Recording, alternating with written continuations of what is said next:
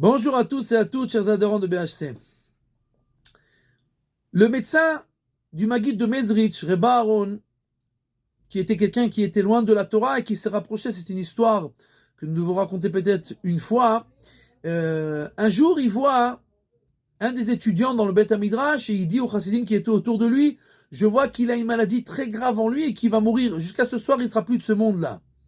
Les chassidim étaient vraiment choqués, mais ok, le lendemain, ils voient cet étudiant-là qui se promène parmi eux comme un d'eux, et il a l'air tout à fait normal.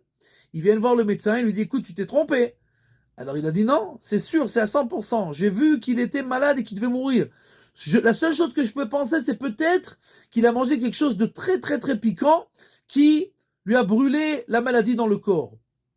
Les chassidim partent et posent la question à cet étudiant, qu'est-ce que tu as mangé hier? Alors il dit, écoutez, vraiment j'étais très triste hier, j'étais à la maison Souda Shlichit, j'avais qu'une petite brioche de pain et j'avais rien à manger avec jusqu'à que j'ai trouvé un petit pot de rein. Rein, c'est du piquant, très très piquant que les Ashkénazes mangent à Pessah. Et comme j'avais rien pour manger avec le pain, alors j'ai mangé toute la boîte. Et en fait, lui, il était triste, il pensait qu'il était pauvre, qu'il n'avait pas d'argent, il n'avait pas quoi manger, etc. Mais il n'a pas compris, il n'a pas vu. Et toute l'image, tout le scénario qui s'est passé, en fait, que le fait même d'être pauvre et de ne pas avoir à manger, c'est ça en fait qui lui a sauvé la vie, puisque en fait ce piquant là, c'est lui qui a arrêté sa maladie. Et nous apprenons cette règle de la paracha de la semaine quand nous voyons Yitro, qui est la seule personne au monde qui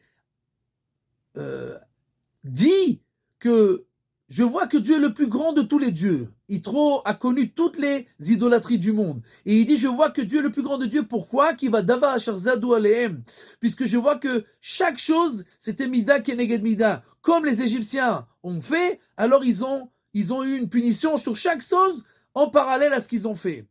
Et pourquoi spécifiquement Yitro a pu dire cette chose-là et sentir cette chose-là? Pour la simple et bonne raison que Yitro était le seul qui savait tous les détails de le projet d'extermination. La Gemara nous dit qu'il était un des conseillers de Pharaon avant le début de la servitude qu'ils ont fait aux Juifs, aux Hébreux. Et donc, c'est le seul qui a su tous les détails de chaque chose à chaque étape. Et donc, comme il a vu en fait toute l'image et tout le film, tout le scénario de ce qui s'est passé, c'est le seul qui a pu voir que chaque détail était en parallèle, chaque